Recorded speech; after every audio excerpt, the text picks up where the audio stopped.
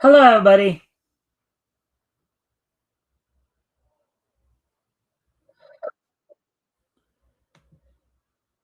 All right, welcome to the mic stand. Today is, of course, Sunday, July the 1st, or 5th, rather, 2026.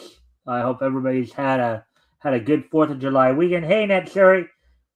There's Net Yes, Suri. happy belated Independence Day to everyone. All right, we have another person here as well. Jefferson Starship Trooper. Hello. Thanks for popping in. All right, so, of course, I recognize that name. What was that? I recognize that name. I You want remember the first time Jefferson Starship Trooper showed up in chat because I remember really liking the play on words between the band Jefferson Starship and the novel/movie Starship Trooper. It's a really good name. Yeah. Well, anyway, so all right, everybody, welcome to the mic stand. Friendly reminder to everybody, of course, if you haven't already, you guys can help out by liking and sharing the stream. See if we can get some more friendly people to engage. I'd be appreciated. Also, if anything here grabs your attention, feel free to comment and/or ask questions, and I will, or we will rather, try to answer the questions to the best of our ability. With that being said, let me at least get one more little piece of thank you so much. I'm blushing. All right. So, all right. Well, anyways, before we do get into the talking about what we're going to be doing tonight, gonna pass the stage over to Metal here for a moment. Oh, I don't know if I can carry the entire stage. I'm trying so too hard to not smoke tonight. All right. Well, with that being said, of course, though, as I said, I'm going to pass it off to Metal here and give him a chance to tell you all about his projects. They're I think you know the shtick, right there, Metal. I don't know. Maybe explain it to me in such great detail that it takes up the rest of the show. Anyways, so I'm going to give Metal a moment here to promote any project he's doing, talk about his channel. I think you do know the shtick. Yep. Well, to answer the question in chat first, what is the meaning to 42?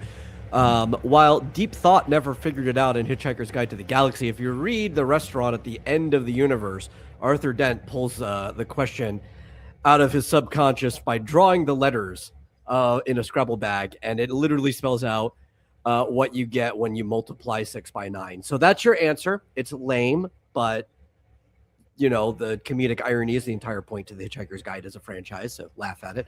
Anyway, I am the Metal. Perfect person to ask that question to, because Hitchhiker's Guide is... I'm sorry, I won't need to interrupt you. Did they say somebody said that the product of 6 and 9 is 42? Yeah. That's wrong. I know. 6 by 9 is 54. 6 by 7. I know. Okay. It's the Hitchhiker's Guide. It makes sense if you read the books. Okay. Yeah. Anyhow, perfect person to ask that question, because somebody else would probably misremember the formula and give you the actual formula that spits out 42. I'm the Metal. Hitchhiker's Guide to the Galaxy is probably one of my biggest influences. I create a universe called X Dynamis Chaos, which literally means a bounty of chaos. You can find my stuff over at xdynamischaos.com. I've got comics. I've got web novels. I'm working on a tabletop role-playing game for it currently. It's eating up all of my time, so I hope people appreciate it when it comes out. But tonight I'm here on the mic stand to make fun of a comic company that I don't particularly like. Yeah, we were talking about that earlier, and we'll get into. Well, is there anything more you would like to add to all that before we? No, that's it. All right, so let me at least get caught up on some of, because I guess there were some more chats that kind of came up, or at least one more here, anyways, that came up after you well, actually maybe they're okay. I won't be able to comment much as I currently have someone teaching me how to use Microsoft Office. All right. Well, comment when you can, I guess. All right. So tonight, um, we're going to be going over books that went on sale in September 1940 from Centaur Publications. Centaur, of course, being an ancient Greek animal, half man, half horse. With the top half being the body of a man, the bottom half being the body of a horse. But the features we'll be featuring will be, of course, from Wham Comics #1, Speed Centaur. From Phantom Man #4, Phantom Man, or Phantom of the Fair. From Mass Marvel #3, it will be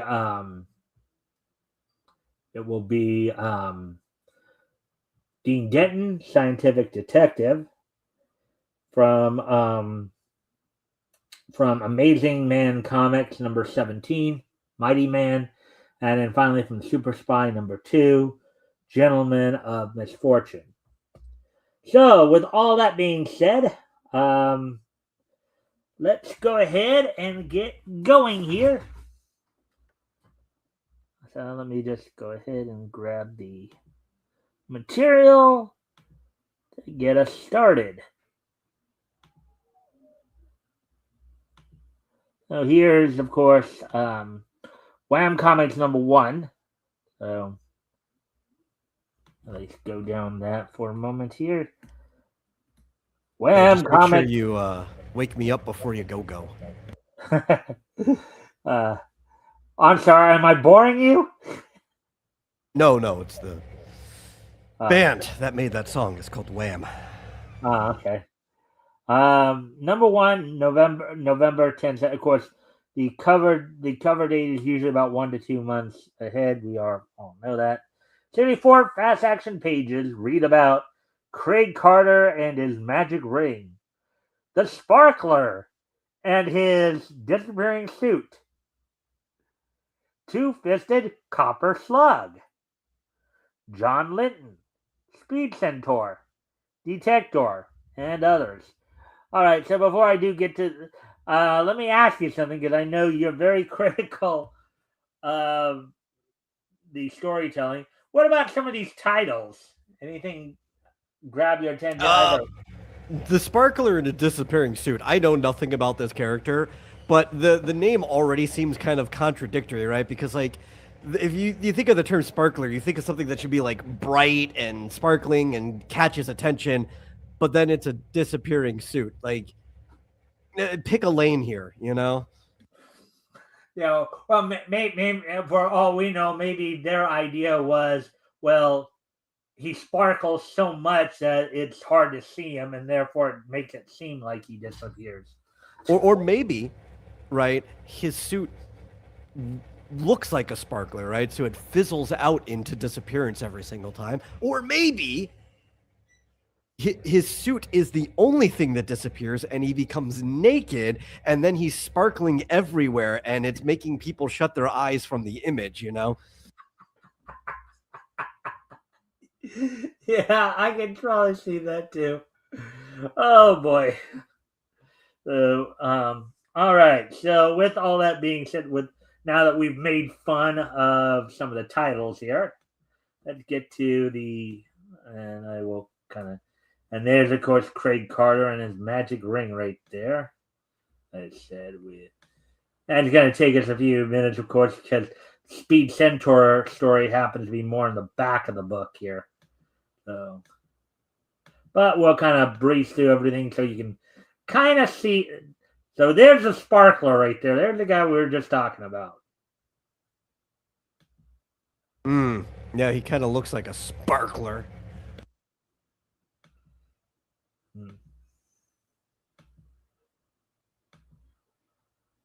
And here's Copper Slug, two-fisted Copper Slug right there.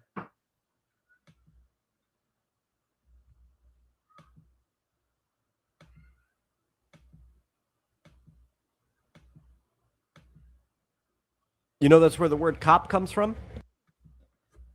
Well, COP, I believe it's an acronym maybe for. No, that came later. That's retrofitted. Cop is short for copper, because back in the day, the cops, like, their badge would be made of copper, right? So like criminals would call them coppers, and then over time it got shortened to a cop. Yeah, Speed Silver's here. Let's see.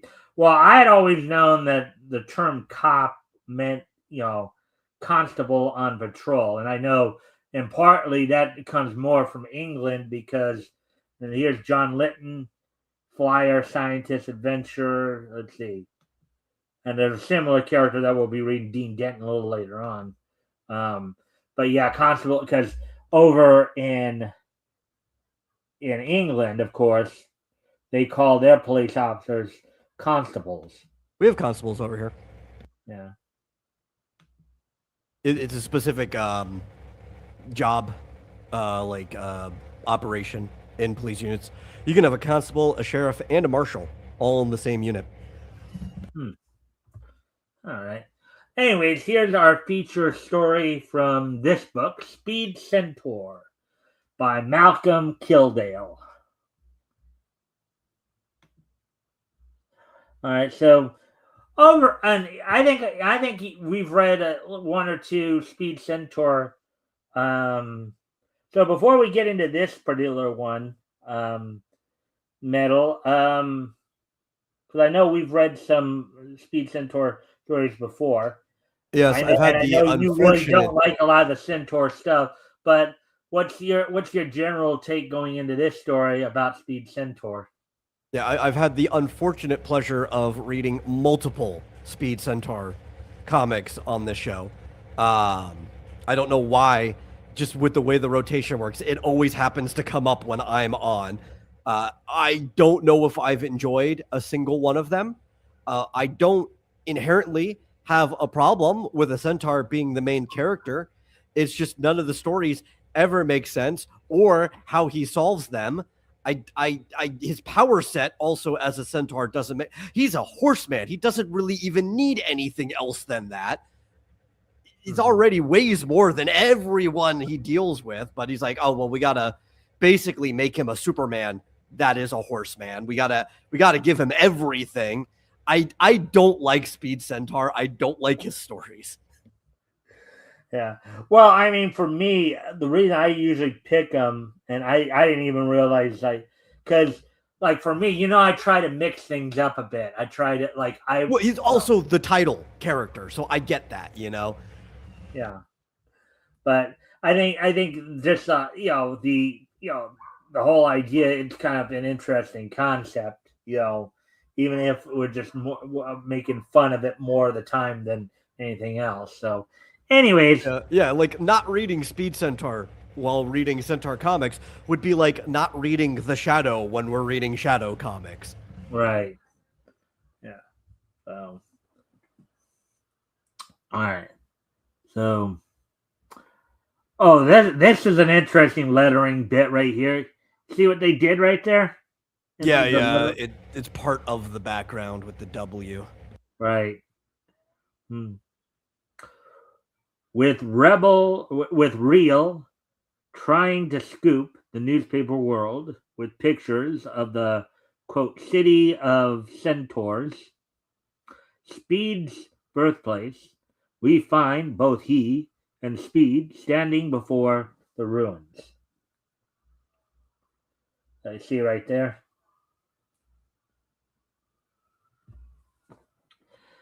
Get your camera ready, Real. Let's get started.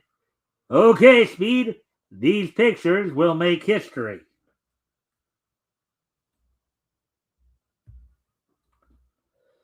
Speed and Real enter the ruins of a once magnificent building. It's too bad your people are gone, Speed. They were a great race. This is actually another problem. I'm looking at this. I forgot, but it bothered me the last time we read one too. They don't even fully commit to the centaur bit because he is really, really small for a centaur, right? Instead of drawing the horse first and then putting the torso of a man on it, they basically drew the torso of a man at whatever height they wanted him to be. He looks like, compared to the other guy, maybe he's like 6'6", right? And then they drew, proportionate to the lower half of a man's body, a horse. So it actually kind of looks like he's got the lower half of a pony. Maybe they should have called him what? Pony Centaur, maybe Pony Centaur, or Centaur. Yeah, speed. Or speed pony. Centaur already means horse, or Sen in Centaur means horse, right? It means horse beast. Tar kind of means beast, not exactly, but it's like something that's not human, right? So it's like pony, not human. So, or horse, not human. I don't know what the Latin is for pony, but ponytar probably would have been the more accurate thing if we're not going to figure out whatever, not Latin, Greek, whatever the Greek was for pony. Right. All right. So as the pair walk through a long corridor, Real exclaims, Look, Speed! A section of the wall is open there."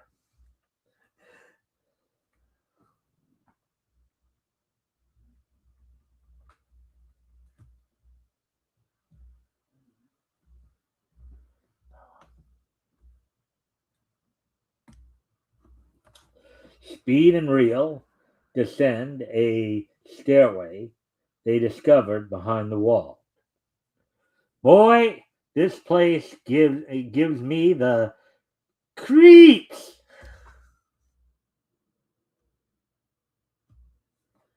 Suddenly, a man appeared as if out of nowhere. Reach, gentlemen, and fast." "What the? Say, who are you?" "Never mind the questions. Turn around and march."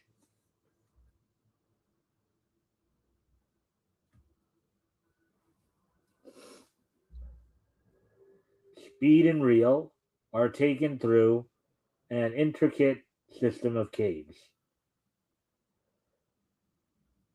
"Huh, this is a hot one. Who would think we'd walk into this bird with his pop gun? Easy, Real. Let's see what this is all about." Finally, they enter a throne room. "Sire, I captured these two spying on our city." Look, he barely even looks like a centaur in that image. You can barely see the other feet. They angle it behind him. He looks like a man wearing white pants from a distance. Yeah, well, I get that. I get what you're saying there. I mean, what they're probably trying to do, unfortunately, is they're trying to make it seem like Real is actually blocking the view, but it's not even that. Yeah, like at all. I'm gonna call him. I figured out there's a very small pony-like pack horse in ancient Greece. They called it the kilix. So I'm gonna call him a kilotar. That's all he is. He is just a kilotar. A kilotar? Yes, he's a kilotar. All right. "Excellent, Boris. But we shall forgive their spying because they won't ever leave here." "You're slap happy, pal. I came here to take pictures, and when I get them, we're leaving." Oh boy.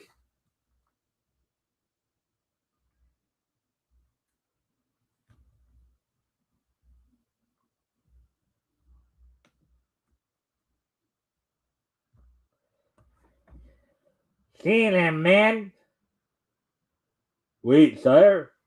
I have a suggestion." After a hurried conference with his henchmen, and the king speaks. "I have decided to be merciful and allow you to your freedom on one condition."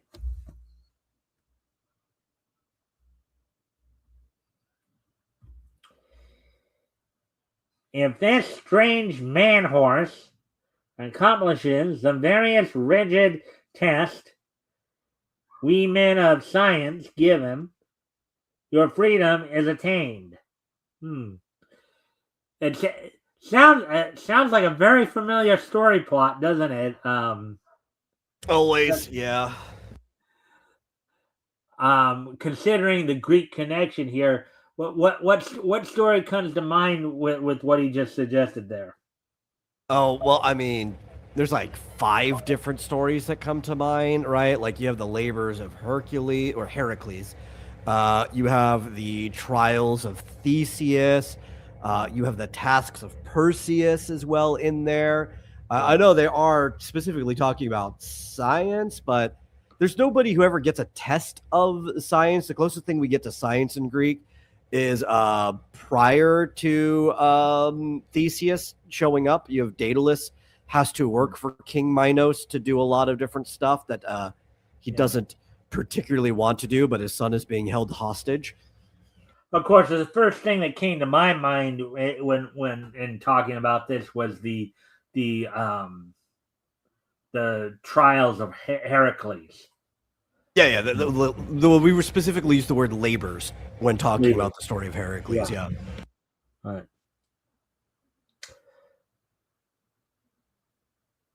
Uh-oh, I knew there was a catch. Don't do it, Speed. These cracks will try to take you apart. I've got to, Real. It's our one chance to get out of here. I'll do it. Ah, good. Here, man. Take the loudmouthed one to the dungeon. The Centaur comes with us.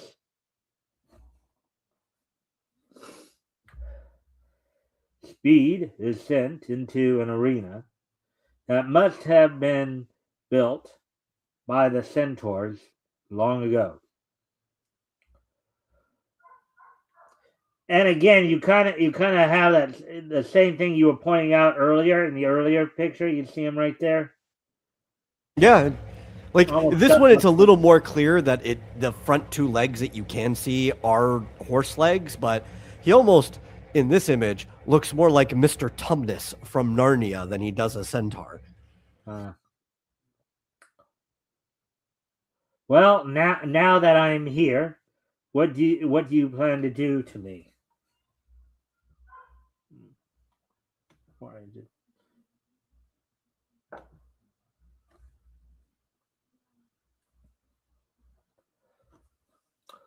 From the royal box, the king gives a signal and a door opens and out charges 3 huge Siberian polar bears.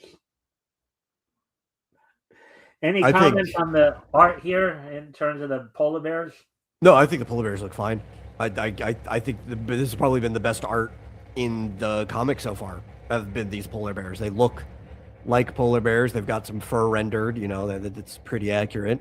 I think one polar bear for if we were saying that a centaur was not like some crazy magical thing that had superhuman abilities or whatever, if it was just the physical capability of a man torso growing out of a horse, would have trouble with one polar bear, let alone 3.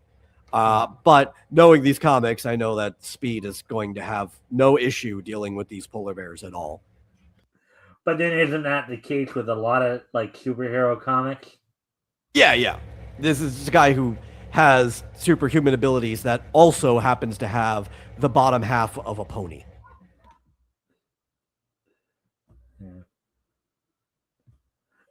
Yeah. Spine Speed, the bears charge him with a roar. Roar! Cracked! But Speed sidesteps quickly, and with a mighty blow from his rock-like fist, he cracks the skull of one of the bears as though it were a shell. So at least there's the superhuman strength kind of aspect to it. Oh yeah. Cracks the skull of an animal that regularly just like one-shots other things with its paw. Yeah. Another bear leaps at Speed with its knife-like claws slashing the air. But Speed ducks, and as the huge bear goes by, Speed grabs one of its legs and whirls the beast around. Classic throwing technique right there, right? Yeah, it's kind of just like a hammer throw, you know?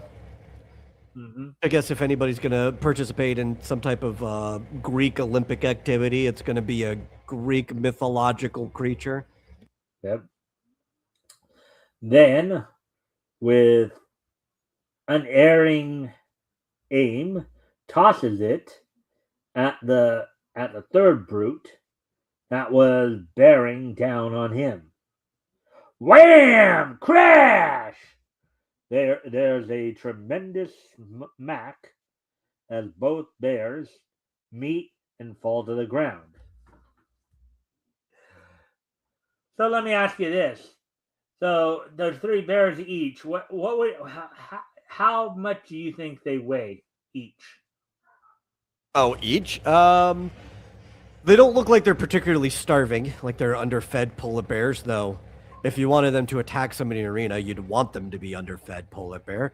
So I'll go a little bit on the lighter end of a healthy polar bear and say it's probably about 650 pounds. They could get up to 800. Right. You know, like, so, you know. So 650 pounds, so that's close to 2,000 pounds right there of meat that he's basically dealing with. Yeah. But polar bears actually aren't very likely to attack people unless they're starving. They also don't really hang out with each other, right? Now, the reason polar bears end up attacking people all the time is because food is scarce up there, and you're very likely to run into a starving polar bear.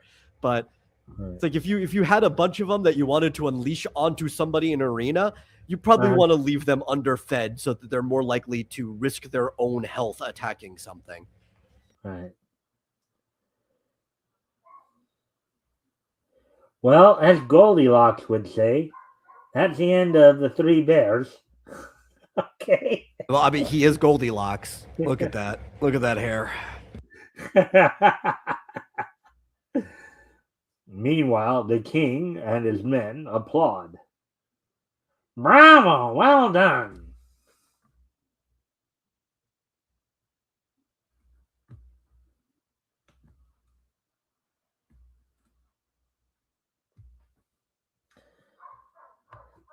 Do we go free now?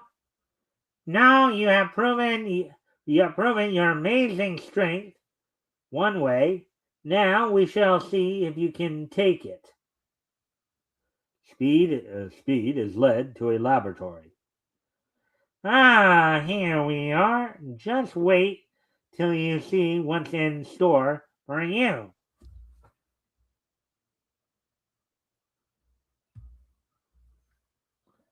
Carson, insulate his homes.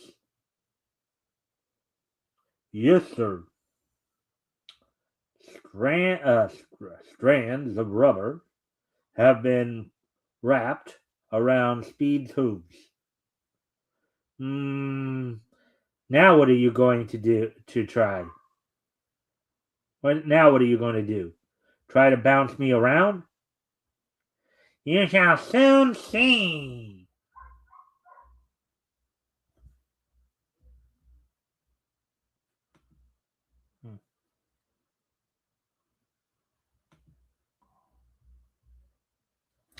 As the men in the room train their guns on Speed, a curtain is drawn back, revealing various electrical equipment.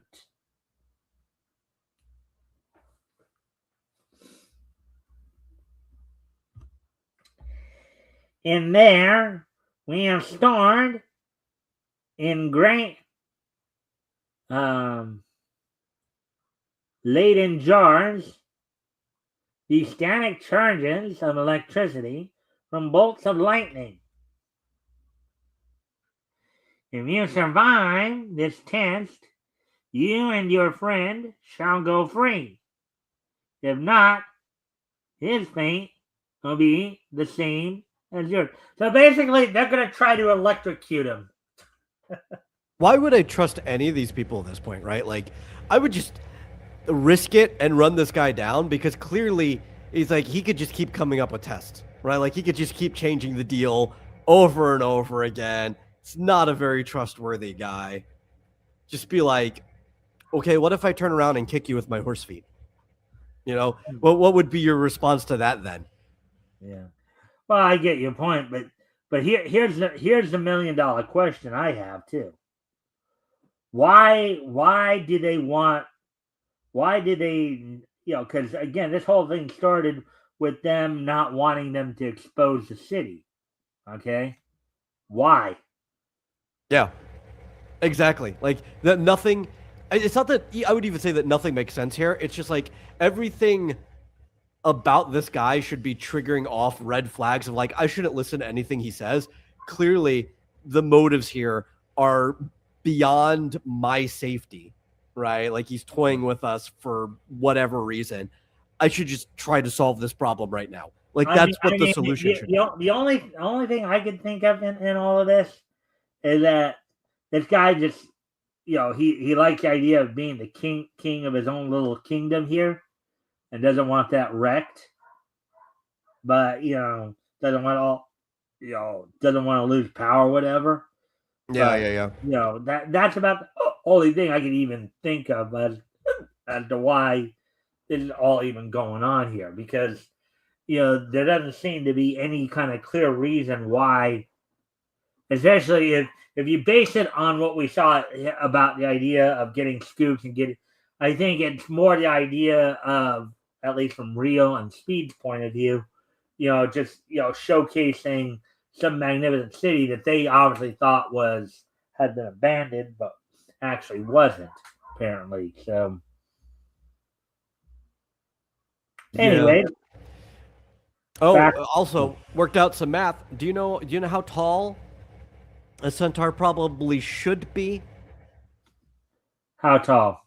So a lot of fantasy stuff only put them at about like 7 foot, about the size of like a pro basketball player on the upper end. Right. But that even is too small. If we were giving them the full size body of a horse, right? Which the shoulders should probably come up to about 5 feet, and then giving them the upper half of a man on top of that where the head should be, which should be anywhere between 3 to 3.5 feet of average man torso. A centaur should probably be somewhere between 8 and 9 feet tall. Wow, there's very few men in the world. There's never been a recorded man. That maybe there's been men, giants and stuff that people have claimed have been that tall, but we don't have an actual recording of them. The largest recorded man is 7 foot, like 11.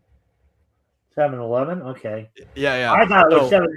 Actually, I thought I did hear something of an 8-foot man at one point. Yeah, it was just shy of 8 foot, like 1 inch is the highest man that we actually have documented recording of the height.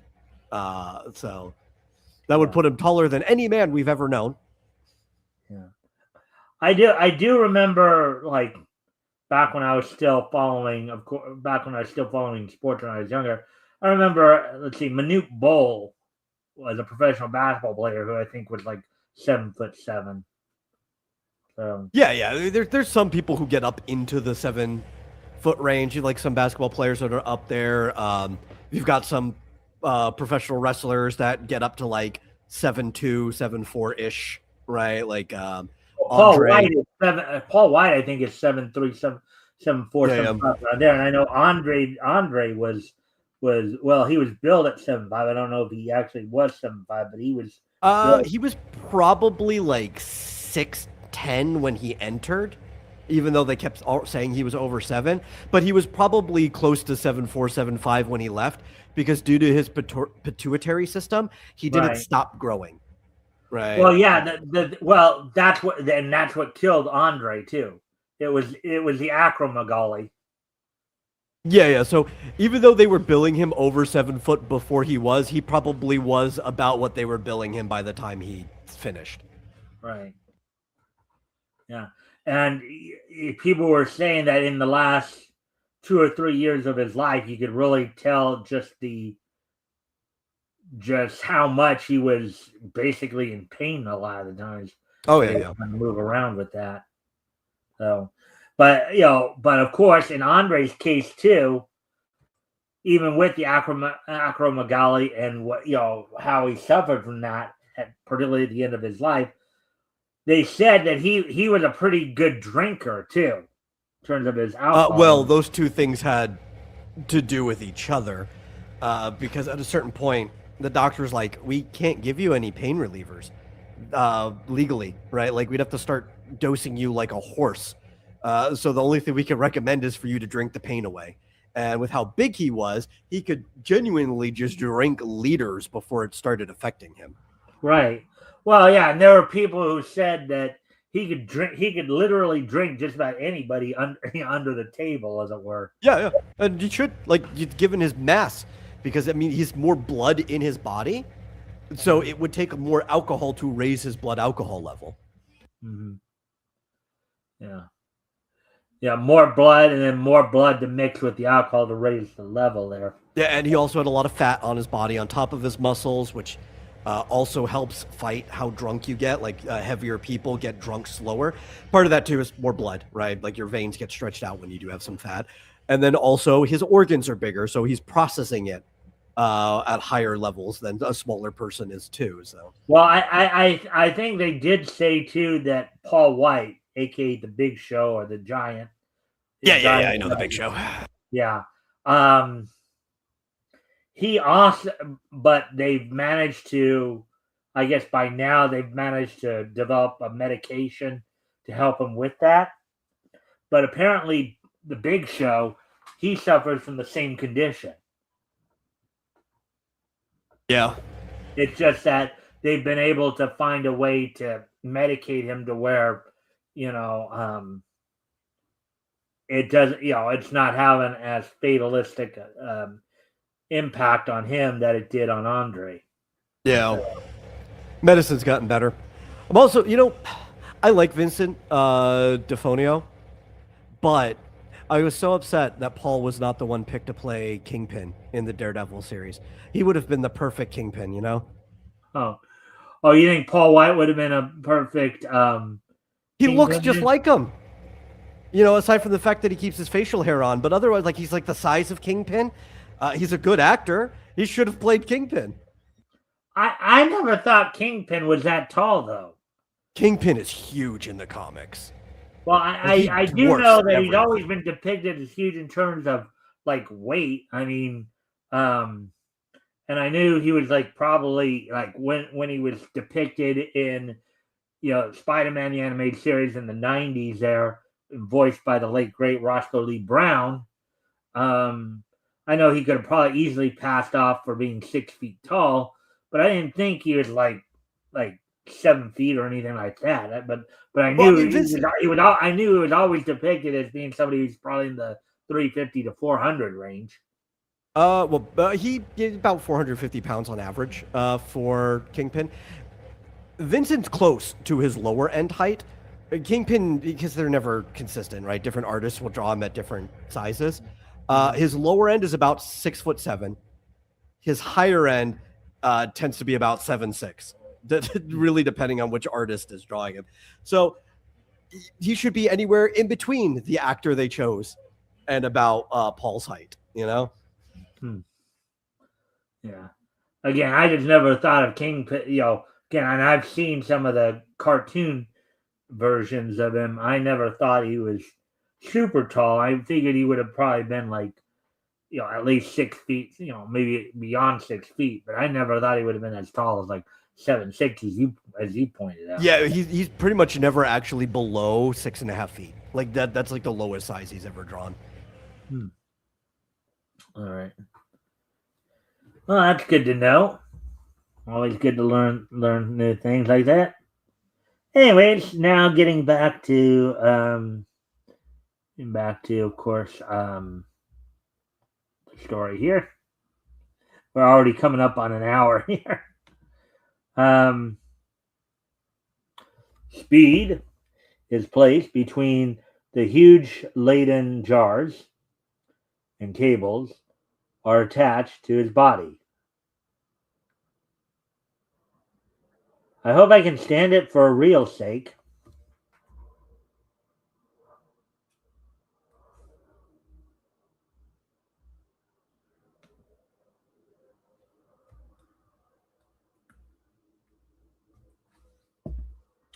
The king, with his hand on the switch, explains to Speed. As you see, you are to be filled with static electricity. The rubber on your hooves is to prevent a short circuit. The electricity itself may not kill you, but fear can. So I guess they're going to try to scare him to death by trying to electrocute him to death. I don't know. What does that? Maybe. that sounds kind of like a loopy idea, doesn't it? Oh, here's a question too that I have to understand because of the nature of the body. Does Speed have two hearts?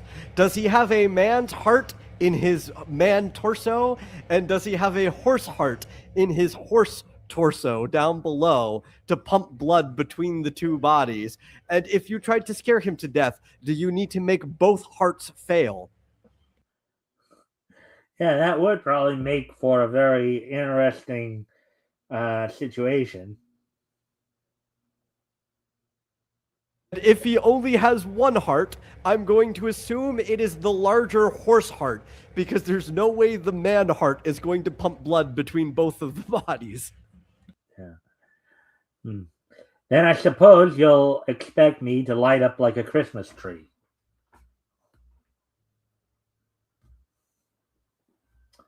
The switch is thrown, and the electricity pours into Speed's body.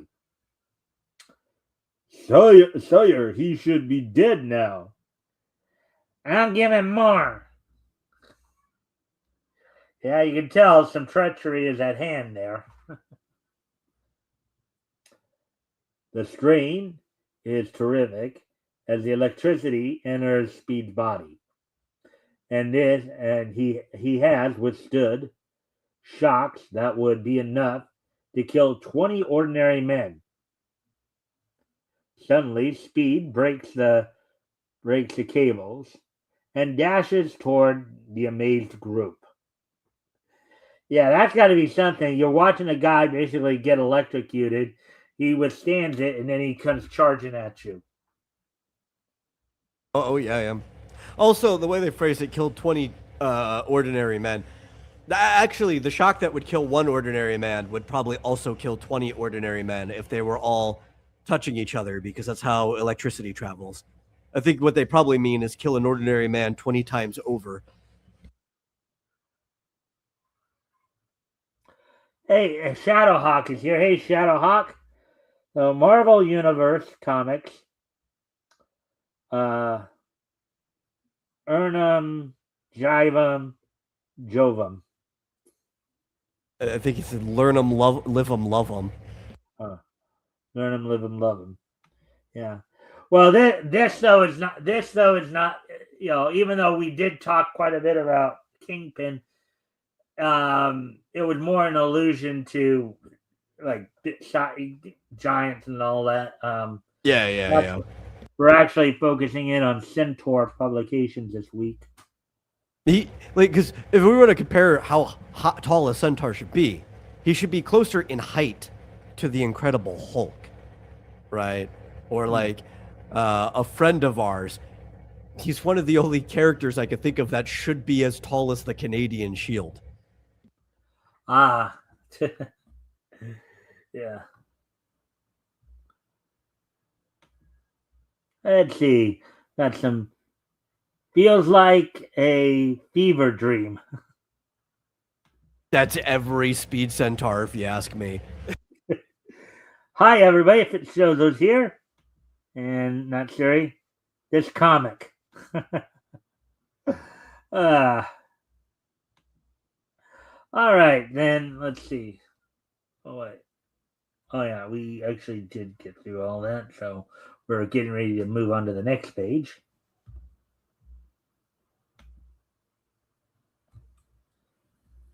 All right, so let's see now. As one of them raises his rifle, Speed lets him have it, and there is a blinding flash and a shower of sparks. With his body full of static electricity, Speed had caused a short when he struck the man with the rifle. It left him stunned.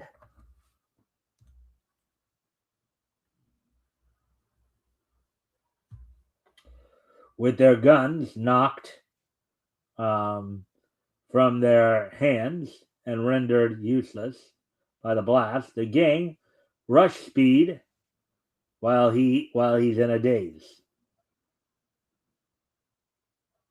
But Speed recovers enough to meet their rush, and as he slams them around, sparks fly, and he receives a minor shock each time he hits one of them.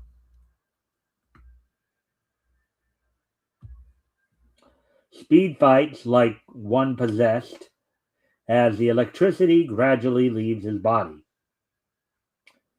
With a terrific smash, Speed hangs one on, quote unquote, the king. Pow! You notice he doesn't fight like he's a centaur? Right? Like he trots up to people, but then he still just punches them like a normal person. Well, like if you were in a group of that, he could punch the people in front of him. He could like donkey kick the people behind him back and like he has the ability to fight like both a man and a horse at the same time, yet he just for the most part fights like a man. Well, maybe they're trying to point out that he's more man than horse here. Because after, right? Yeah, but I think that's been part of my problem with Speed Centaur from the very beginning, is that they just don't fully commit to the centaur bit. You know?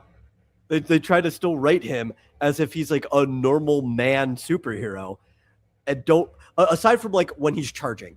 I remember, I think in like an earlier comic, there was like a cave-in to a mine with people trapped in, and he just kind of like charged through the rubble to get them out of there. It's like, okay, that's probably like the first centaur thing I saw you do in all of the comics of him we've read so far. It's like, what's the point of him being a centaur other than his odd origin? So Shadowhawk says, just playing around, but Marvel Universe was one of the first places to find out the big Hulk thing, etc. Let's see. What comic are we reading?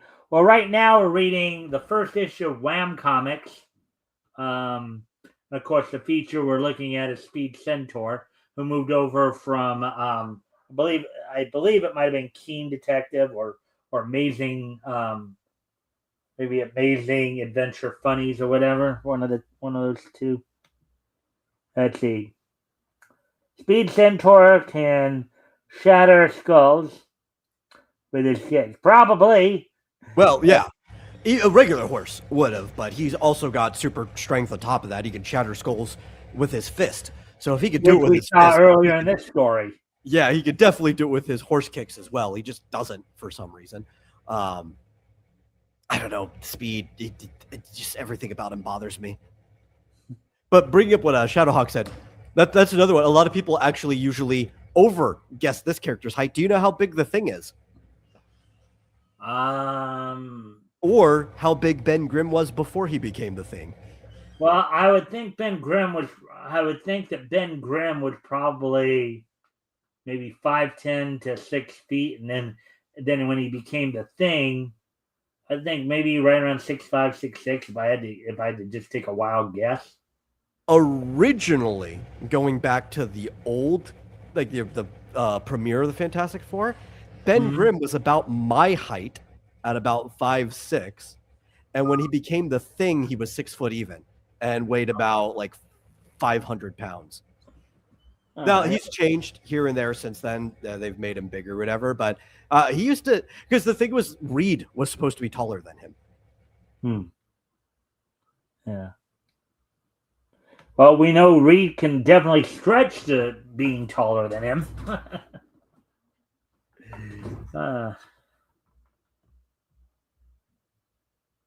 Yep. All right. So, anyways, continuing on with the story here. Speed picks up the last man and throws him with all his might at the apparatus, smashing it to pieces. Wow, that's got to be something. You get thrown by a centaur to break a machine. That guy's gonna probably have a few broken bones. I would be surprised if that guy woke up. Mm-hmm. That's that. I don't think they'll ever use that equipment again.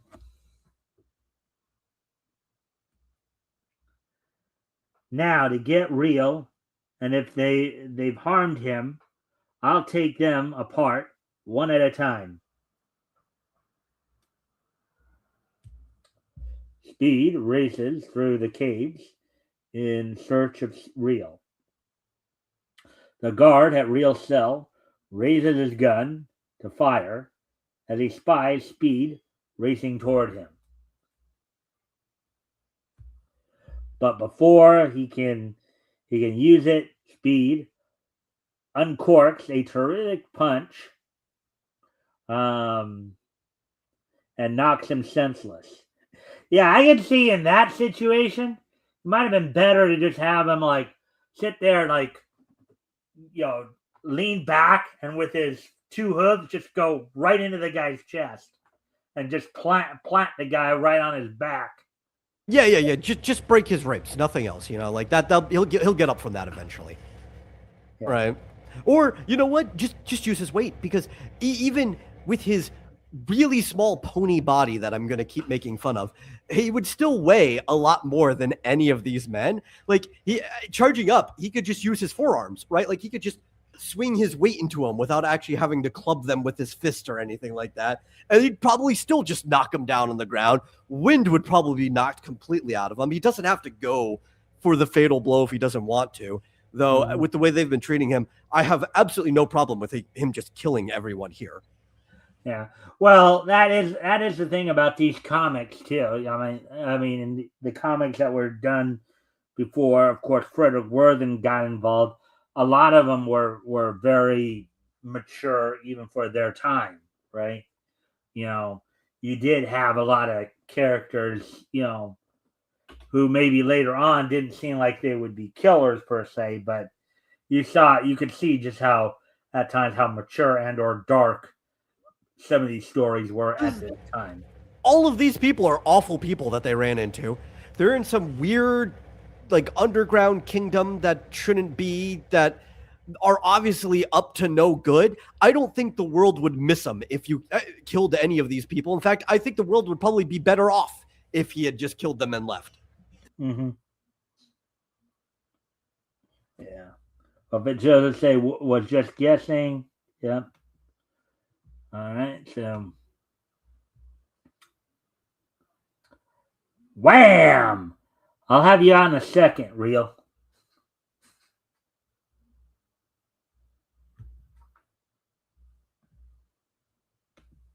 Like, I think I'd be fine with these guys if it turned out that they were just like some weird libertarian group that wanted to be left alone. But if that was the case, they would have just pointed their guns at them and be like, just turn around and leave. They wouldn't have started doing all these weird, like, science experiments on them and stuff like that. Right. Speed, but then if that was the case, then there'd be no story, right? Yeah, that's true.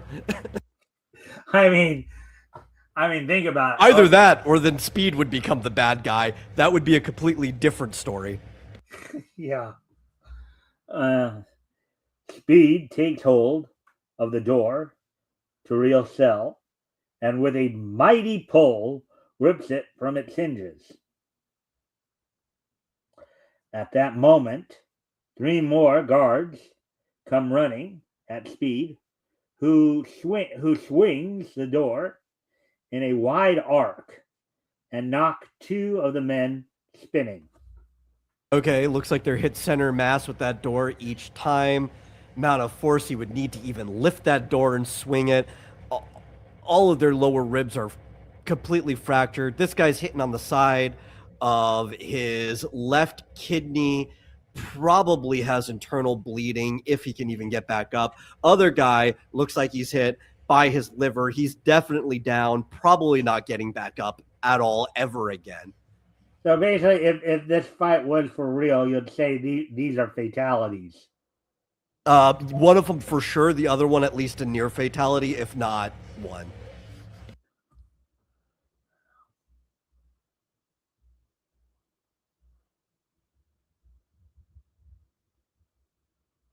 All right, so as we continue on maybe not brain death.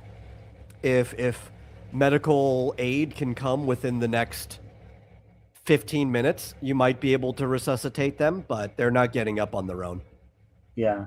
Well, I think this is a case of, do they even have the medical needs to treat them at this point? But they probably killed all of their science equipment. They probably survived it. You have to remember the 2018 Spider-Man game. Or just like the rest of these comics. People survive all kinds of things they absolutely should not be surviving. Like normal people. I don't question what superheroes survive crazy stuff. Right? But it's like an action movie. Even the most normal people survive things they should not be surviving. Yeah.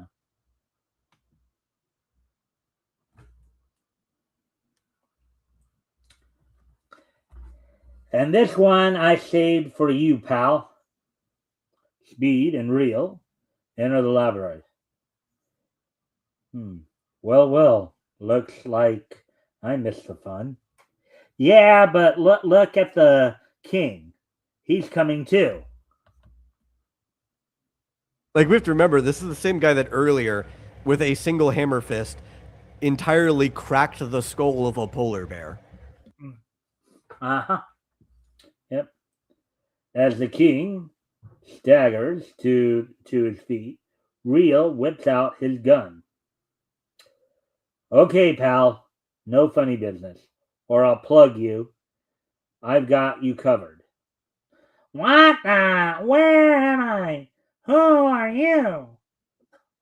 Oh boy. Now, that's interesting. Apparently, I guess being struck by speed gave this guy amnesia.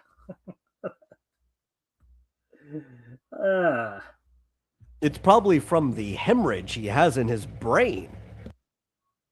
Yeah. Oh, a wise guy. Think I'll pop you one? Wait, Real. Let's hear him out. Well, at least Speed's being Speed. Here's the thing: after all the death and devastation he's laid out, he's also the one who, at times, is at least giving the bad guys the benefit of the doubt. If you think about it, right? Yeah, I guess. Well, that's the second time in this story he's basically said, "Hey, wait, Real. Let's hear him out first before we actually do anything." Well, you know what, too? Like, I think this guy has an issue of being nigh invulnerable by comparison, right? Real, being a normal person, is like, this guy's dangerous and tried to kill us. I don't care if he's got amnesia, we should get rid of him. Speed's like, well, he couldn't have possibly killed me. Yeah, thank you, Speed. I'm vulnerable here, though, okay? I'm a person. Yeah. All right, fella. Out with it. Who are you? I'm Professor Dillon. These men are the remains of my Arctic expedition. The the Dylan expedition, why, you were given up for lost 5 years ago. But what's the idea of trying to bump us off? And what's all this king business? I don't understand. Oh boy, I can't wait wait till he finishes. And I have a feeling you're gonna have quite a bit to say about this little turn of events. Uh Speed explains everything to the explorer. My man and I must have been crazy. You see, we were lost for months in a raging blizzard without shelter, and our food came out. The last I remember was stumbling into this place.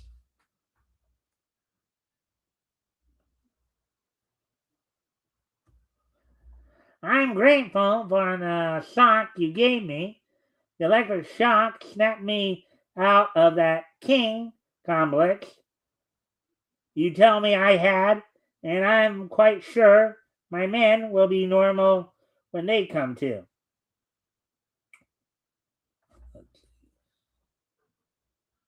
Oh, all right. Yeah, I think just trying to figure out the pattern here. Yeah, it's like a classic zigzag. When the rest of the expedition were revived, they too were normal. 2 weeks later, we find the entire group on a huge sled they had built, being pulled across the Arctic waste by Speed, whose amazing strength they all marvel at.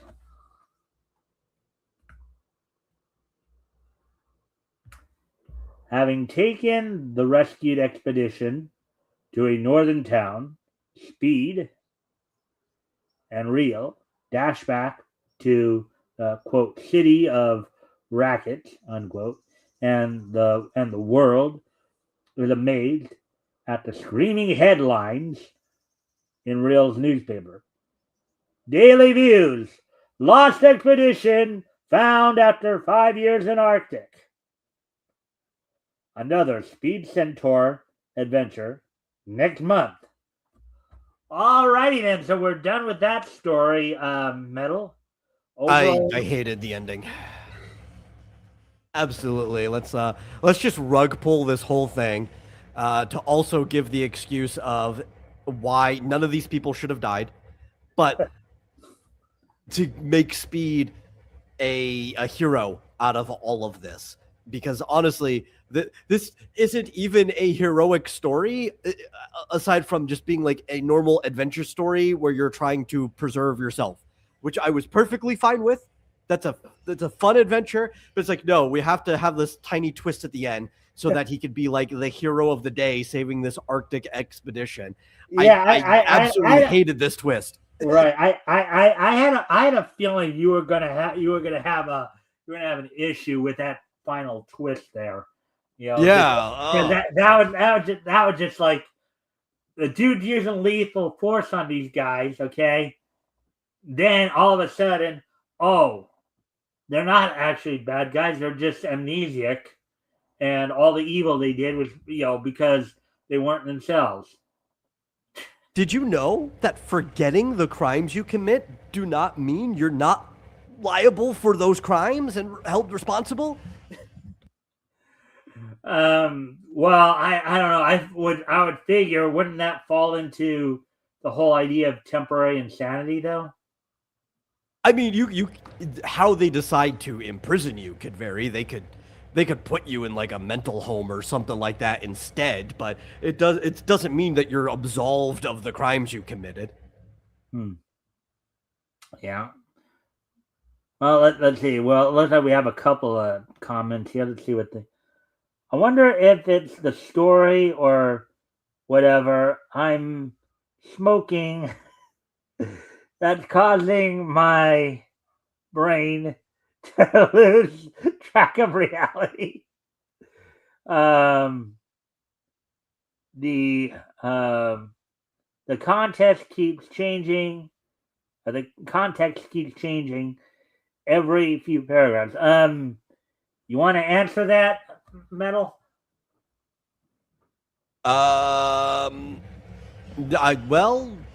This story was pretty hard to follow, even being completely sober and sitting here reading it alongside Mike. So I don't know. Maybe it's that.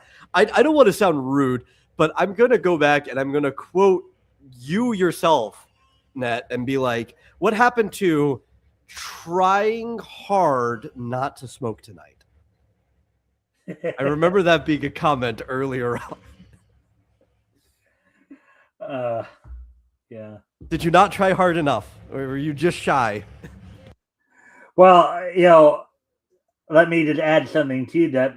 Maybe maybe because of just how wacky this story was, maybe that caused him to, okay, I need to smoke. This doesn't make any sense.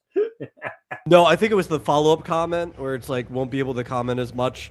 Currently having someone teach me how to use Microsoft Office.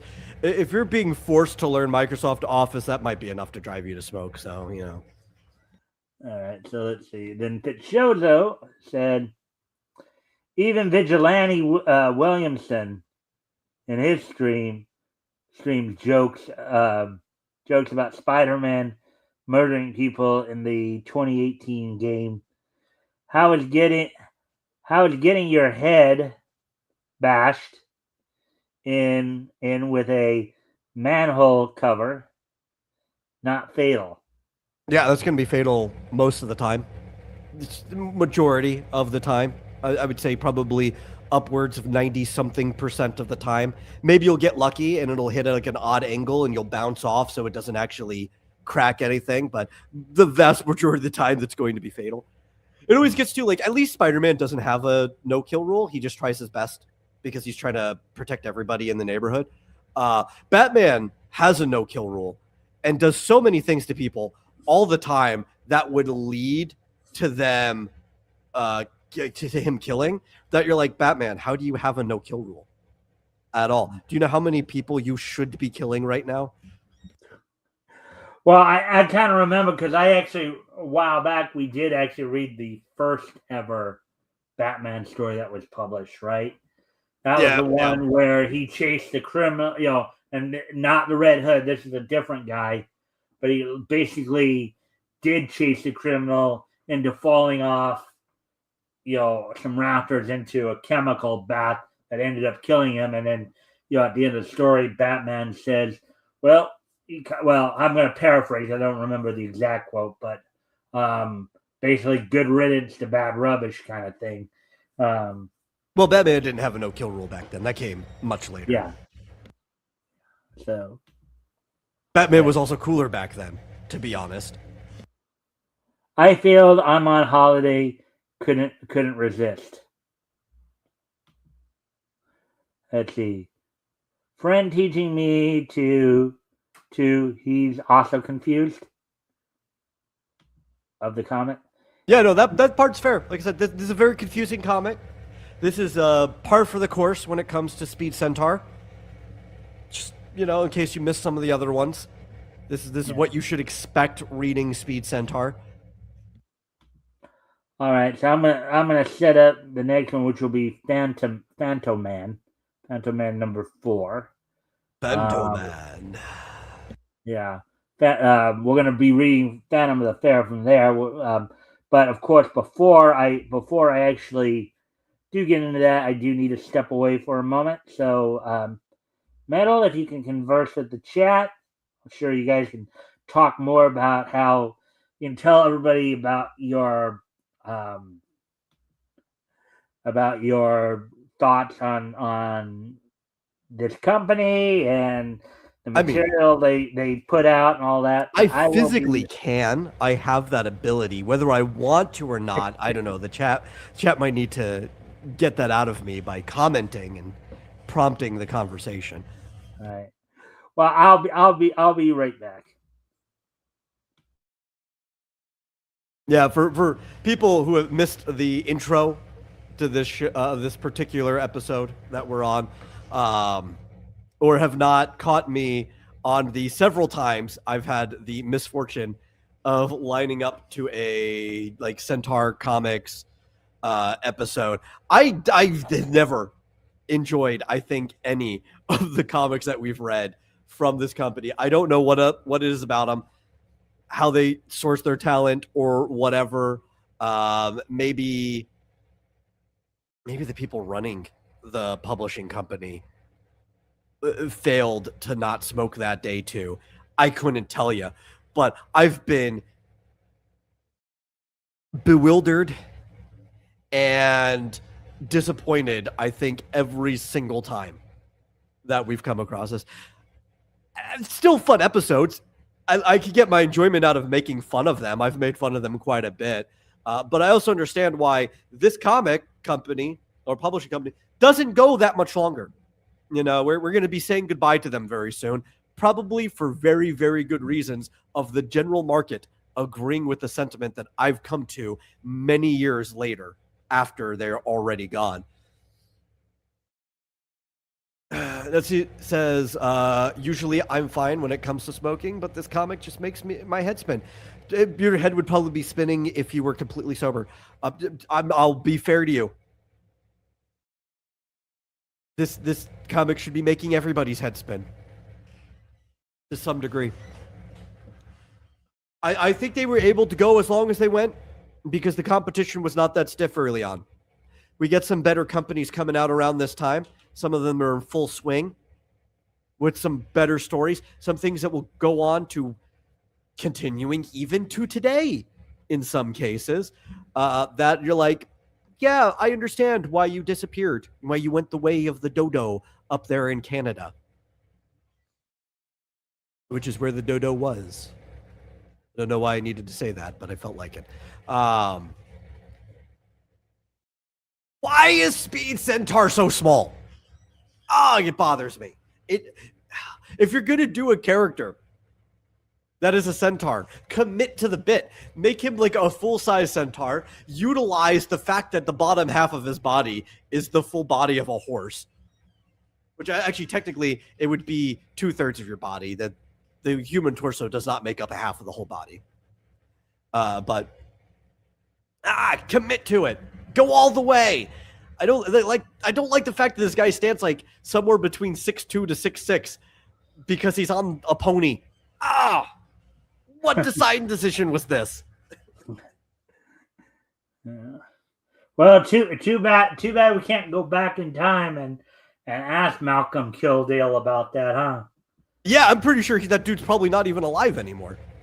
Oh, yeah, well, I don't think he is. He probably died a long time ago. Anyways, usually I'm fine when it comes to smoking, but this comic just makes my head spin.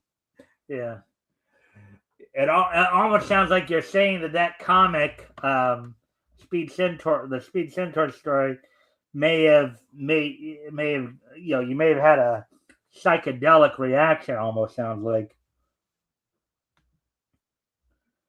If I made a show like this, I'd never read these centaurs. Huh. I mean, sometimes you need to read confusing and less than savory stories to balance out everything. Like, it's about the history, it's about going through all of the stuff. Right. Well, I mean, the idea is that, like one of the things we might talk about, see, we're already at hour 14, so depending on how long this upcoming story may be the last, or may at least, I know I planned for 5 of them, but we talked quite a bit about Speed Centaur there. So depending on how much commentary we have for the next one here, and we might get this one and one more afterwards, and then we'll probably start to wrap things up a bit. Yeah. But, okay. Malcolm Killdale passed away in 1970. Yeah, 1970. So he's been dead for quite a long time. Even 5 years before I was born. So. Yeah, well, he was born in 1913, so that makes sense.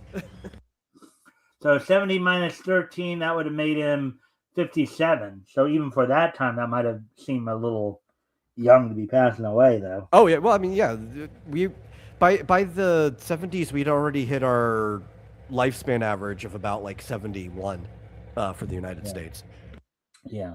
Luckily, I'm prepared for the evening. All right. So, anyways, let's go ahead and move on. Actually, I'm going to go off camera real quickly here for a quick moment. I'll be right Again, back. Mike, you just came back. I know. But there's something I want to try to see if I can resolve here before we get going here, rather than keep utilizing my shirt. If you get what I mean. Sure. I'm gonna time travel back.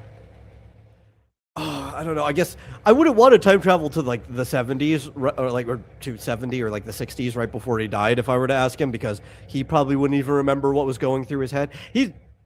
I guess maybe he did the art too, but he's more of a writer than anything. I looked him up. He was also a pulp writer. So that was like his thing beforehand. I think I probably would, if I needed to time travel, would want to go to just about this exact time while it's still fresh in his head to be like, dude, what the heck are you thinking? You know?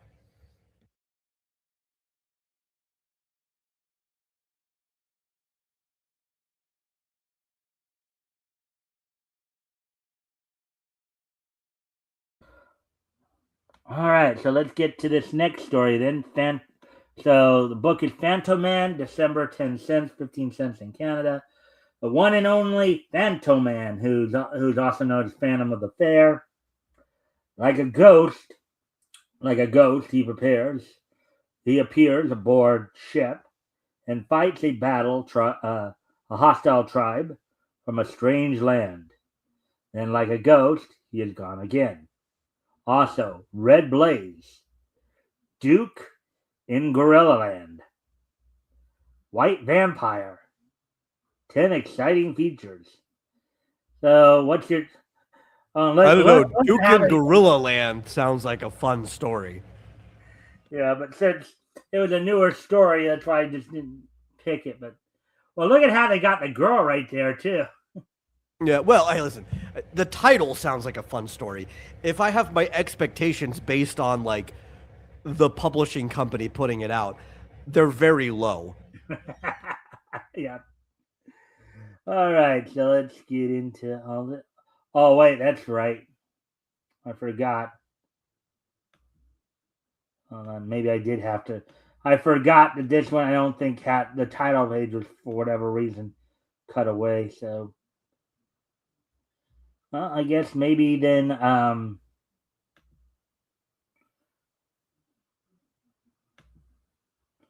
I guess we'll do the Duke in Gorilla Land. Oh, and there's the woman from the cover too. We'll do this story then instead. Okay, if that's what we got to do. I totally forgot that the Phantom of the Fair story did not have like the title page, so I totally forgot about that when we made the choice. But we'll do this one since you seem to be at least curious.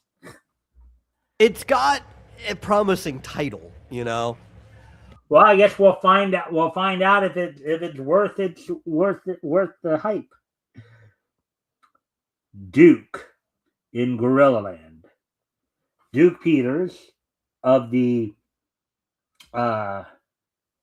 Colondar Historical Foundation had established Professor Carter in the heart of Gorilla Land. The professor had made his home in a wooden barred cage. He planned to live there for a year and study the giant apes. The monthly messenger from the supply base reported great progress after let's see. Yeah, after 3 months, the professor had actually mastered 7 gorilla words. Then came disturbing reports, and Duke, in his giant plane, flies to the supply base to investigate matters. So let's see now. So the guy at the top left there is Duke Peters. At least we know Duke isn't his real name. The quotations tell us it's a nickname. Mm-hmm. Joan, whose father is Professor Carter. And then we also have Eyes Right, ex-Army sergeant, who attached himself to Duke. You know, it'd be funny if the 7 gorilla words he knew were like the 7 words you can't say on TV. Yeah, wouldn't that be something? Actually, you probably could say them on TV because nobody would understand what they were. Oh yeah. You could in gorilla you could say them. Actually, you could say most of them on TV now because like the censors in that regard have slacked since George Carlin did his bit, but definitely they were. Actually, there wasn't TV at the time, but they would have been just as crazy then if you did have TV. You could say them on, but yeah, you probably get away with it in gorilla, for sure. Well, yeah, TV was in its infancy, I think, at this point. You may have had... Yeah, it wouldn't be widespread, I think, until like 42, I think, is when it starts getting into the households. But then you don't really start getting networks until the late 40s. Yeah. Well, as I think I mentioned once earlier this week, too, KTLA here in the Los Angeles area, basically where I'm from, right? KTLA started up back in January 1947. It happened to be the first television station west of the Mississippi. Yeah. So, anyways, the giant plane lands on the grassy plain and taxis to the base. Which actually, that's what the K stands for, right? Is that it's west of the Mississippi. It comes from radio. During the early days of radio, everything was assigned that if you had a W, it was because you were on the east side of the Mississippi. Even as the Mississippi kind of like starts going west as it goes up, it still covers things like Detroit and everything because that's still east of their part of the Mississippi, and everything to the west of it started with a K. Right. What? A stowaway to report, sir. I just had to come. I was worried about Father. We must go to him. So you are Professor Carter's daughter. Do you think you can help?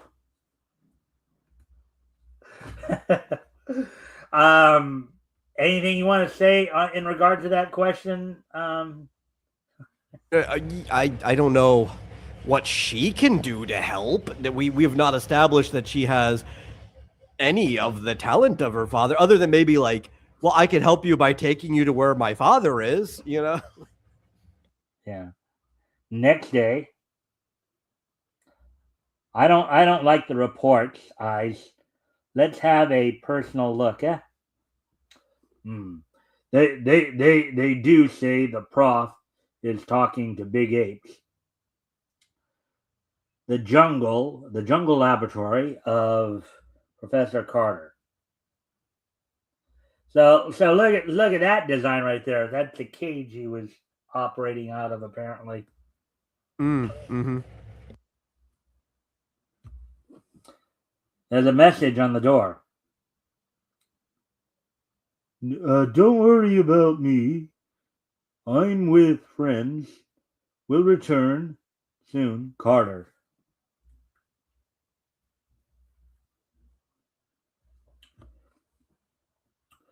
Returning to the base, they are met by Tang, the faithful head porter, who is very excited. Master, an evil spirit has come.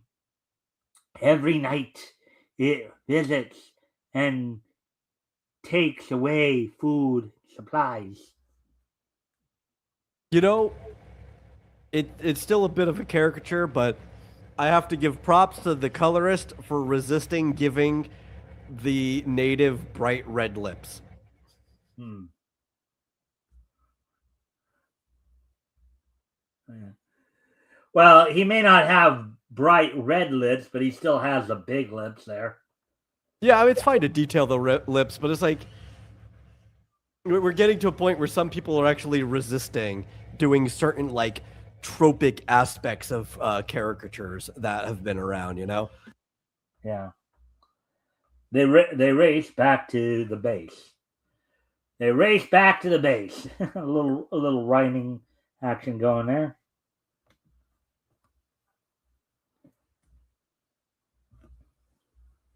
A strange sight greets them.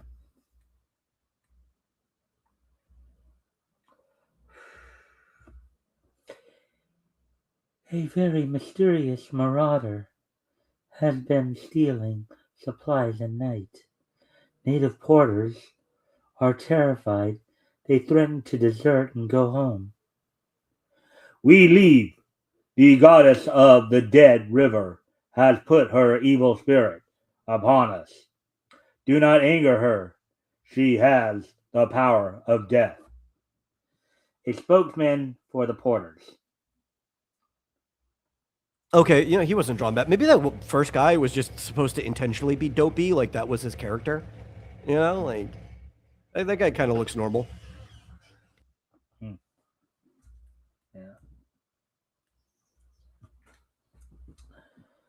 A stockade is built to protect the plane and the base supplies.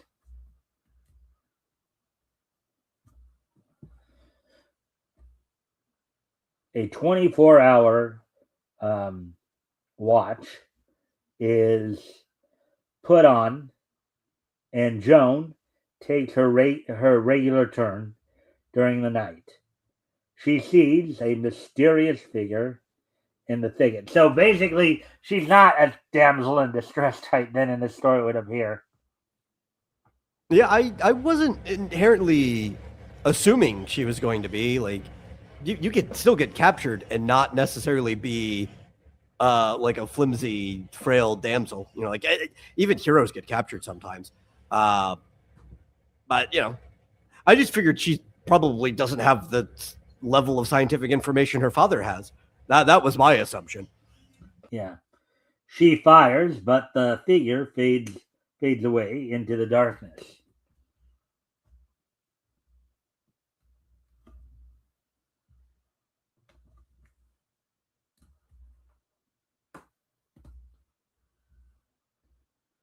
Tang, take us to the dead river. I obey, master, but the danger is great. The tribes are my enemies. They kill, kill, kill.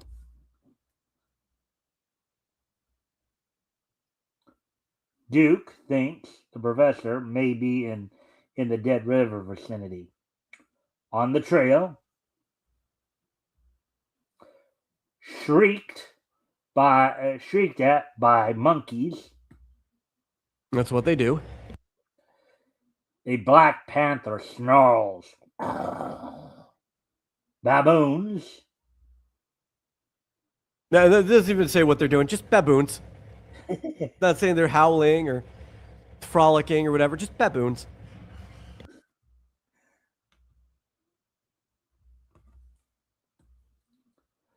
Fighting through the jungle, huge bat-like vultures sweep down on them as they struggle along.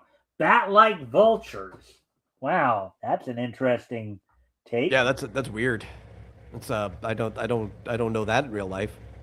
That's what's going on in the jungle they're in. Yeah, maybe on Centaur world they have bat-like vultures. Maybe.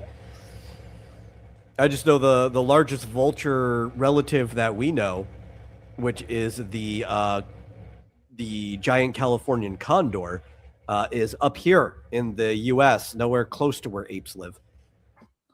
Well, unless you count us. Nowhere close to where apes are natural. Yeah. Lions threaten them.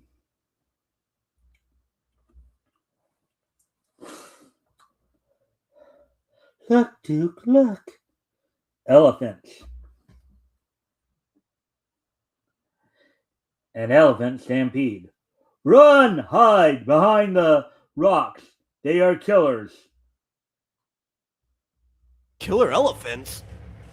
Man, what got up their butt? Well, obviously not mice. Hidden behind the rocks, they escape the mad rush of the elephants. Or maybe it's what didn't get up their butt. A very gross fact about elephants is that they actually use their trunks to clean out each other. Usually for the extra fiber that doesn't get digested. Oh, God. Yeah. Probably a little TMI there. Right. Well, I mean, hey, we're in the jungle, and honestly, that's probably the least disgusting fact about the jungle we're in. Let's see. Netsuri says, might have to go later. My laptop keeps complaining about updating. If you don't know, I recently did a live stream where I discussed my recent analysis that Big Mouth is better written structurally than interspecies reviewers. All right. Yeah, I don't care. Let's see. We near Gorilla Land, Master. An unknown observer.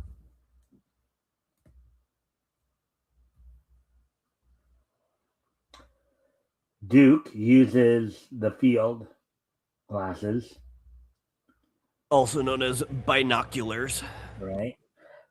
I guess that was just a term they used for it back then, or maybe just for this story, field glass. No, I mean, it's a common term for like safari and stuff like that, but Right. What they show? A savage tribe creeps towards them.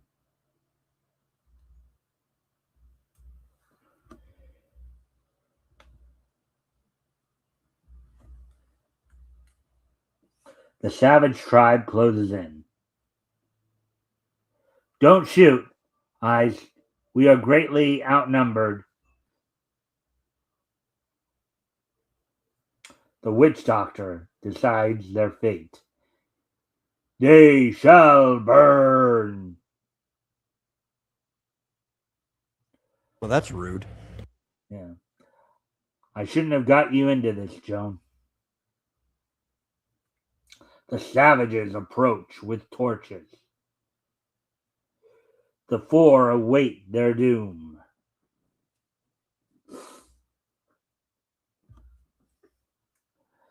The torches are applied. Suddenly, a shouting native dashes into the village. Caracas! Caracas!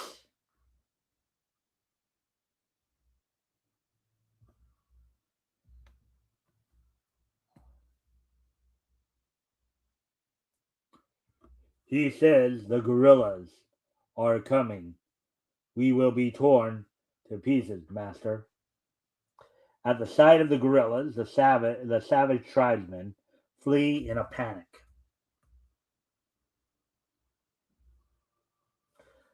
The charge of the giant gorillas.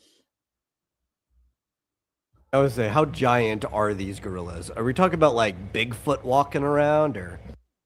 Well, there you go, right there. The gorillas rescue the party from the flames. Daughter, father.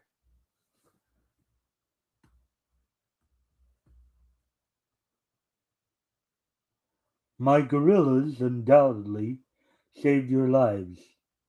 Your mysterious marauder was a young scamp of my gorillas who brought the supplies to me.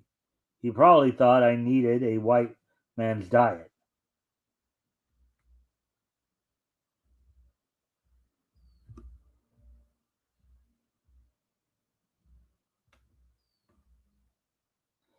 All right. So it looks like we're done with that story. So overall impression of that story, Metal. That kind of just led us in a circle for no reason.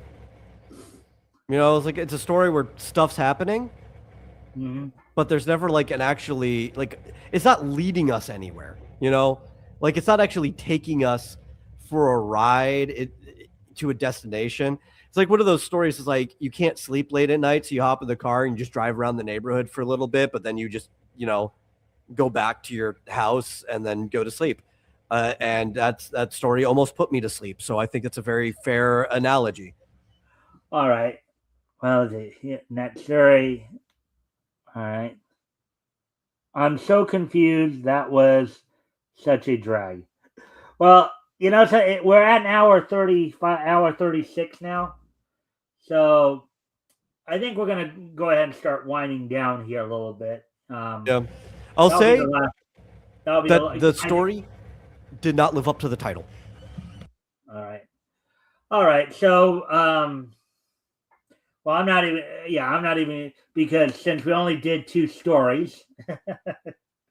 It's one question because the alternative is the answer to the other question. Yeah, but I'm gonna ask them anyways, and you can give your analysis of each in regards. So between the 2 stories, which one did you like better, or which one did you think was written? Or which one did you like better? And which one did I dislike least? Yeah. Unfortunately, I think I have to say that I had a slightly better opinion of Speed Centaur this time around. Wow. Yeah. At least the story went somewhere. That's all I can say about it. So for this case, the good story was Speed Centaur, while the bad story was the Duke in Gorilla Land. There's a lot of cool ideas in the Duke of Gorilla Land. Maybe we could have explored like those bat-like vultures more or something. Maybe we could have put like an actual plot into here instead of just things happening as they go from point A to point B just to end up right back at point A in the end. The giant gorillas show up for like no reason at the end. I guess it's because it's a setup for them to do stuff with them in the next time or whatever, right? Because they are in the gorilla land. But as far as like, this was the first one, right? Of the Duke of Gorilla Land. As far as like story, yeah. Your intro story, it was a nothing. It was a nothing story. Like, why would this story make me want to read issue 2? That's my problem. There's a lot of really cool ideas. Maybe they explore them later. Yeah. Well, here's another thing. Where is it going to lead to? Because, as I told you, this was the last issue of this book. Yeah, it's another problem. But did they know that at the time, right? Like, let's put us in the head of a person reading Phantom Man number 4 or whatever, right? Do you know there's not going to be a number 5 yet? Has there been a message in the back of the book saying, hey, we're not publishing anymore? Or do you just find out next month when one isn't right? Published? I get what you're saying. It's like, I think that's how they found out in a lot of ways. Is all right. So let me ask you this now, because we obviously know which one you liked better, which one you didn't like as much. So okay, so as I mentioned to you earlier, when we were talking before the show, right? So Centaur Publications started, as I recall, started in 1936, right? And it more or less came to an end in 1942, of course, 2 years from the point we're reading now in 1940. Okay.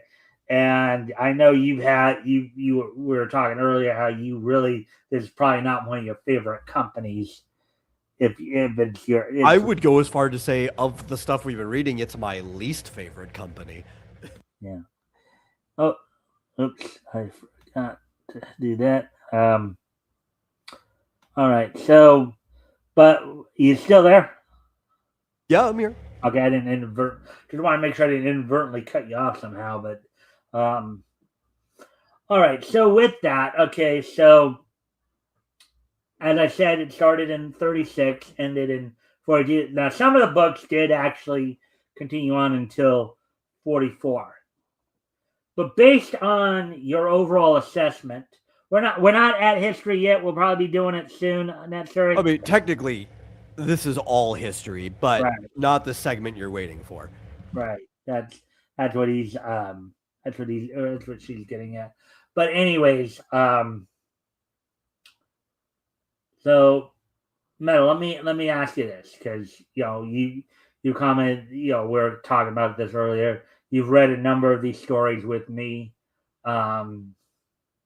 Yeah, weirdly enough, like the rotation just puts me on a bunch of these stories. Yeah, but so as I told you, started in 36, and the company started in 36, and the funny thing is, a clock was originally part of their lineup too, until he moved over to quality. Yeah, it's because he was too good for them, so he had to move on to better places. Okay, so let me ask you this. So you've read a number of the stories. You've seen how. So based on what you read and observed and all that, right? What do you think led to the downfall of Centaur? Well, number one, I would have to say competition, right? Early on, the competition wasn't as good, like before we hit the 40s. So like they weren't, even if they were second place, they were second place in a very tight grouping, right? Just to give a random, I personally probably wouldn't call them second place, but I don't know how the sales were going back then. So I'm just saying, like, they were in a tight grouping. We move into the 40s, there's some like better competition that's popping up, people that there are stories from that time that are still running today, technically, if you want to talk about how good they are, right? So they're dealing with people who were actually competent at what they're doing, which is going to lead me to part number 2, where it's lack of editorial oversight.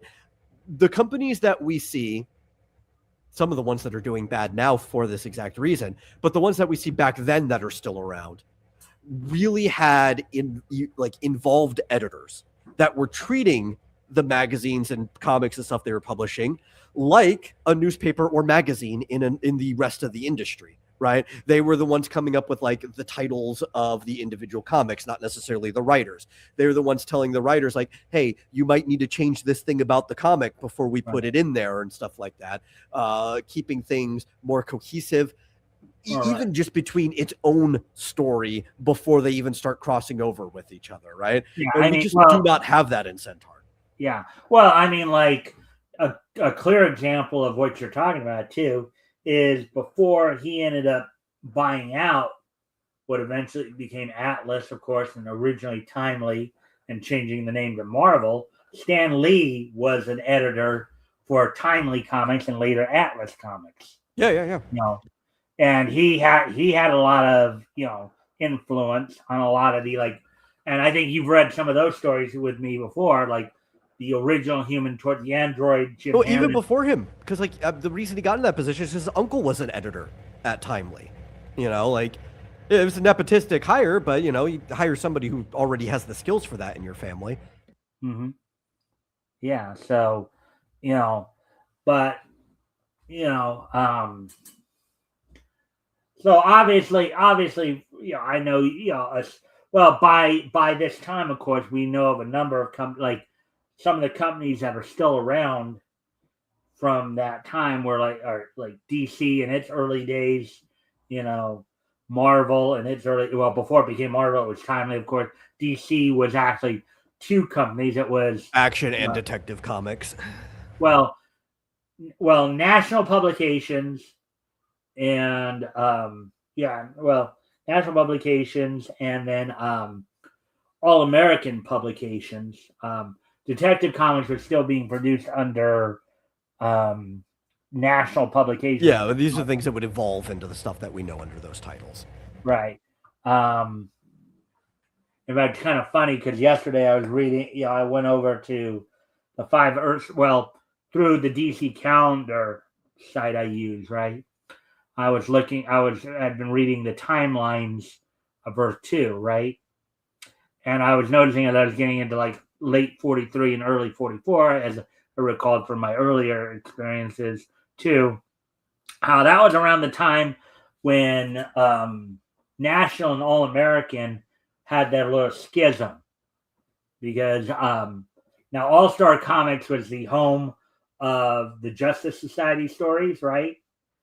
And started seeing them slowly pull out the characters that had belonged to National and replacing them more with All American, like Sandman, Hourman, Spectre, Dr. Fate were supposedly retiring, and they were bringing in like characters like Mr. Terrific and Wildcat to join the Justice Society, and they even brought back Flash and Green Lantern at that point. But you see, like as I said, DC, Marvel, Archie, a lot of these companies that are now steadfast today were in their infancy back then, and they survived all this time. Whereas companies like Centaur, now Quality and Fawcett, they ended up getting bought out by DC. But those companies, Street and Smith, Standard, all these other companies, they lasted very, very amounts of time. But basically, what would be your overall assessment of Centaur?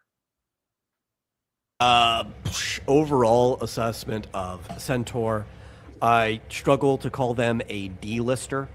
I'm gonna call them D-lister for Dodo, because like I said earlier, while you were gone, they kind of deserved to go the way of the dodo when they did. Just funny that the Canadian comics, at least one of them was marked for being up from Canada. It's where the dodo was. So they deserve to meet that exact same fate. Basically become extinct. Oh, yeah. Out competed by some apex predators. In our case, the humans were the ones that outcompeted Dodo. In Centaur's case, it was things like DC, Marvel, and Archie that ended up killing them even before they were called such things. Right. All right. Well, that's enough of that then. What we will do now, of course, is today, of course, is Sunday, July the 5th, 2026. So now it's time for this day in niche history. So, yep. Now it's time for that there, Netsuri.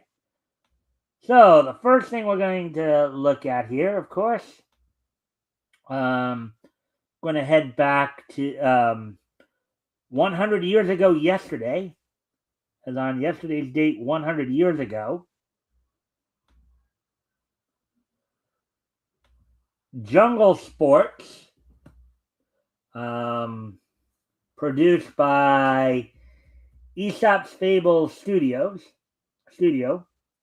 premiered in theaters in the United States 100 years ago yesterday. On Independence Day in the year 1926, Aesop's Fable Studios' Jungle Sports premiered in theaters on yesterday's date 100 years ago. Nice. And also, moving ahead to the year 1986, 40 years ago yesterday. Yesterday, 40 years ago, World Class Championship Wrestling Of course, it was a wrestling company owned by the Von Erichs. Now, about 5 months prior to this, they had withdrawn from their NWA affiliation and it basically become their own wrestling company. But they on yesterday's date, 40 years ago, they would have their Independence Day Star Wars from Reunion Arena on yesterday's date in 1986. The main event saw in a match for the world-class World Six-Man Tag, the Von Erichs of Kevin, Lance, and Mike Von Erich defeated the threesome of Butch Reed, Buzz Sawyer, and Matt Bourne. Also, Chris Adams defeated Rick Rude to become the new world-class world heavyweight title on that show. Abdullah the Butcher and Bruiser Brody went to a double DQ and a revisiting of their rivalry throughout the territories.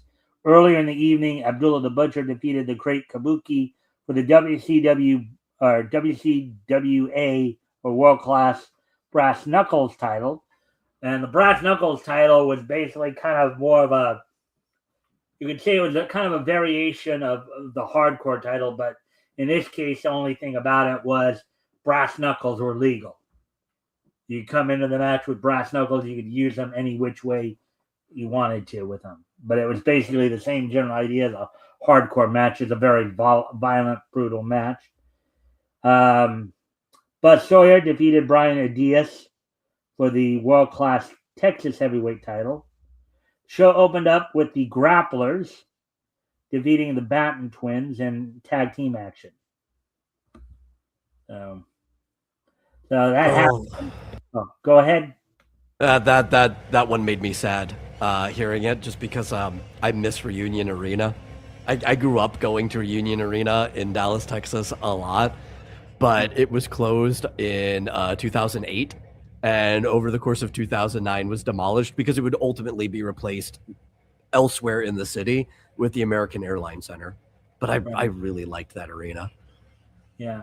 Well, of course, I know back when I was a kid, back in, it was the home for the Dallas Mavericks for a long time. And of course, Reunion Arena was also, one of the places where, they'd have some wrestling events as well. This being and the worst, soggiest nachos you'd ever eat. Yeah. Let me ask you this, because I knew you're from Dallas. Had you ever been to the Dallas Sportatorium at all? Yes. Okay, because that was actually the regular home of World Class Championship Wrestling. Known as, that was throughout like the 70s and 80s. That was their home base. That was World Class. What the Dallas Sportatorium was for World Class Championship Wrestling was what Madison Square Garden is for the WWF WWE. So. Yeah. Oh, I also have to minor correction. I've been there, but I haven't been inside. It was closed during most of my childhood, starting from like 98. So I would have been. Actually, I think it was right after I turned 7 that they closed it. But it was still around. Like, they didn't demolish it until 2003. So I have been outside of it. I've been up. I think at one point I had my picture taken in front of it, but I have been there. Yeah. You basically know of it. I was just, but now it's kind of a, but anyway, well, Natsuri was wanting to remind you of something here. Oh, I was remembering. Yeah. Thing you tried doing in the server, in the Discord server, trying to figure out that whole announcement channel. Yeah. So we can take a look at that after. Anyways, so that's the stuff for yesterday. So now let's take a look at, of course, 2001 and so now we'll go back 50 years ago today. On this date, 50 years ago today.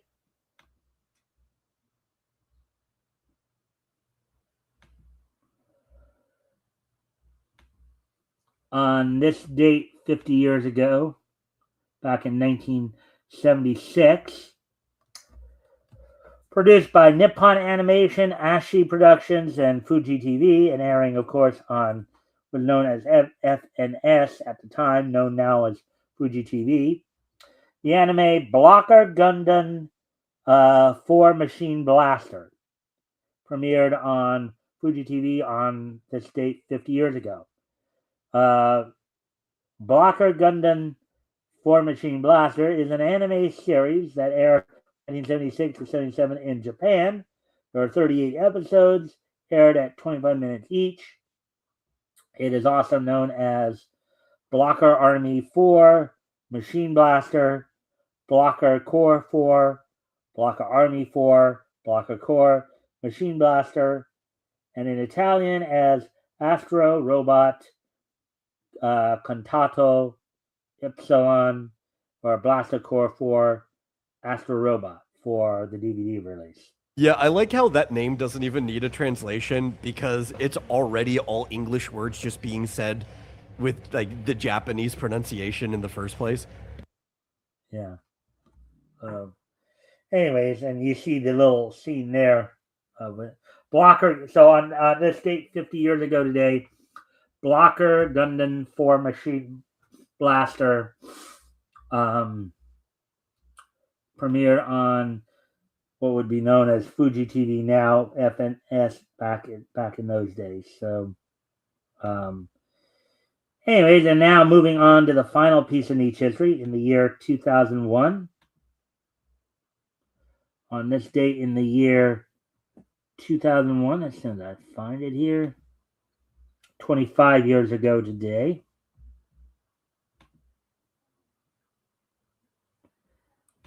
The 40th issue of Batman Gotham Adventures went on sale on this date back in 2001. It sold for $1.99. 40 pages. The story was colder than Arctic, which I'm guessing probably meant that Mr. Freeze was probably the villain of this story. As written by Scott Peterson, penciled by Tim Levins, Terry Beatty as the inker, Albert Tobias de Guzman as the letterer, Lee Lowridge as colorist. All right, so there we go. That's all we got for you guys tonight. I like how the title's not even on the cover of that book. It just says Freezer Burn on it. If you were to buy that, you would mistake that was the title of the issue. Yeah. All right. Well, with that being said, before we head out, of course, thanks, Mike and Metal. No problem. Before we head out, Metal, I want to give you one last shot, one last opportunity if you'd like to do any promotion. Tell everybody if you're doing anything this week that you maybe want us all to drop by to say hi for. I think you know the shtick, right? Absolutely not. But hey, you can go check out all of my work at xdynamuschaos.com. That's where I spend most of my time updating. I've actually updated a lot of pages in the background, but even people subscribe to the website don't know that because you only get the newsletter for when I do posts. But that page the website's always getting new pages that you can find in the codex section, like the archives, in the TTRPG section, which I'm fleshing out now. So sometimes you just got to go through and start exploring the site itself, or if you're in the X Dynamis Chaos Discord, sometimes when I add new pages, I just drop the link directly to that page in there, so you can find the stuff there. All links to everywhere you can find X Dynamis Chaos, you can find on the sidebar of the website. Very easy to find. So go and enjoy. You can genuinely spend hours on that site, and if you really like it, consider giving me a tip because that site lives entirely off of donations. All right. So anything more you want to say before we head out? Nope, that's it. All right. And then that's right. I'm going to sleep for sobering up. All right. All right. Well, with that, I thank everybody for being here tonight. I hope everybody enjoyed the show. We'll be back here, of course, with more Niche News tomorrow. Next week, of course, I'll be joined by Rick Piper from Cross Comics. Metal, if you could stick around for a couple minutes. Of course, we already talked about the I'll put you down for August 2nd, but also you're going to try to show me how to do that whole. Yep. So, well, with that, I thank everybody for being here, and I hope to see everybody back here tomorrow. Bye.